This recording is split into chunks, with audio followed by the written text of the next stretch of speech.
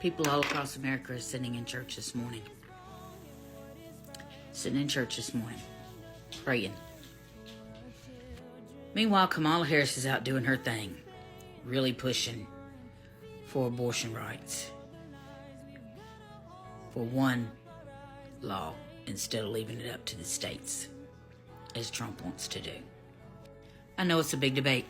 I know it is.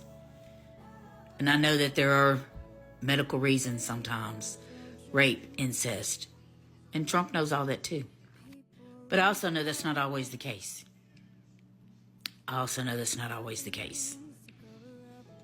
And then this morning, I come across this. My name is Dr. Anthony Levitino. I'm a practicing obstetrician gynecologist, and I've performed over 1,200 abortions. Today I'm going to describe a second trimester surgical abortion called dilatation and evacuation, or D&E. The D&E is performed between 13 and 24 weeks of pregnancy. After administering anesthesia, the abortionist uses a weighted speculum, like this one, that opens the vagina widely. Because second trimester babies are so large, this greater access facilitates a late-term abortion. Late-term abortion requires that the cervix be prepared 24 to 48 hours in advance with laminaria. Laminaria is a type of sterilized seaweed that absorbs water over 8 to 12 hours and swells to several times its original diameter. Once removed, metal dilators can be used to further open the cervix as needed. Once the cervix has been stretched open, the suction tube is placed inside. A baby at 20 weeks gestation is as big as the length of my hand, from head to rump, not counting the legs. The suction machine is turned on, and pale yellow amniotic fluid surrounding the baby is suctioned out through the catheters. With babies this big, they don't fit through catheters this size.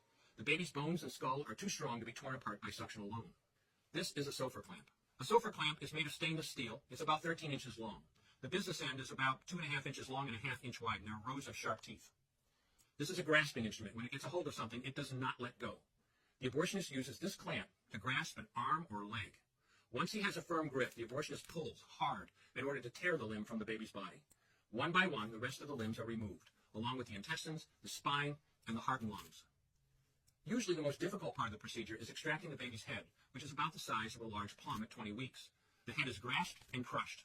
The abortionist knows he has crushed the skull when a white substance comes out of the cervix. This was the baby's brains. The abortionist then removes skull pieces. He removes the placenta and any leftover parts of the baby with a curette, scraping the lining of the uterus for any remaining tissue.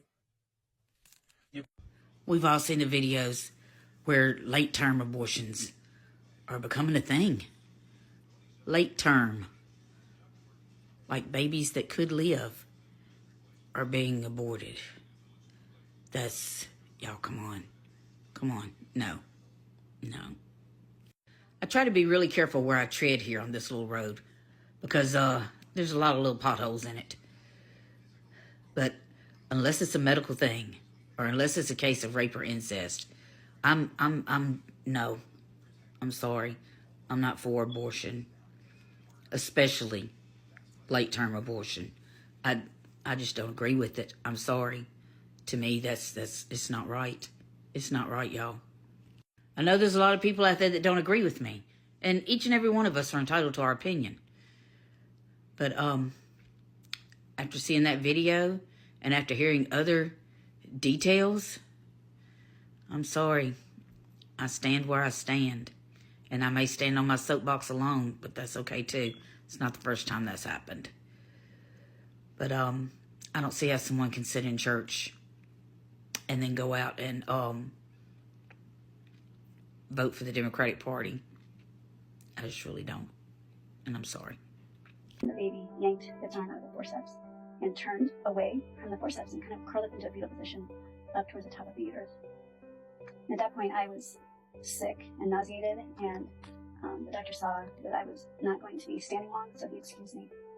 And I just went out to the hallway and sat on the floor and was like, what on earth am I doing? What am I doing? That is a human being who wanted to live. So after they were done with the abortion, the nurse brought the tray out. And so I got up and I went to the room and I asked the worker in there, I said, I would like to see the tray. And she said, no, you don't want to see the tray. And I said, no, I want to see the tray. And so she opened it up, and there was this perfectly formed little boy that was missing 2 legs and an arm. And it was hard. Still have visions of that. It just turned my world upside down. All I knew was that I had to get out of there, and I couldn't do it anymore. And so I went to the doctor, and I said, I can't do this. I don't know how you can do that. And his comment to me was, oh, sometimes they're fighters. I was absolutely experiencing pain. I have no doubt in my mind. Why else would the baby pull its leg out of the forceps, or its arm, or turn away from the offender, the thing that was scaring it? It was very, very clear to me that that baby wanted to live. When I had to look for the body parts, the 5 pieces of the baby, the first time I knew that was a human being. The scales fell off my eyes, and I was literally in shock. And the abortionist came in to make sure that everything was in the Petri dish, right? This big dish that we had. And he was whistling, and I remember him saying to everybody, what are we all gonna have for lunch? When before this abortion, he told me to tell the young woman it was not a baby, it was a sack of tissue. And I remember screaming inside of myself, how can he not see what I'm seeing? Could you see? Could you see that those were babies? I can answer that for myself. I cannot speak for any other abortionist in the world. Did I know those were human beings? Absolutely. I didn't care. I did not care.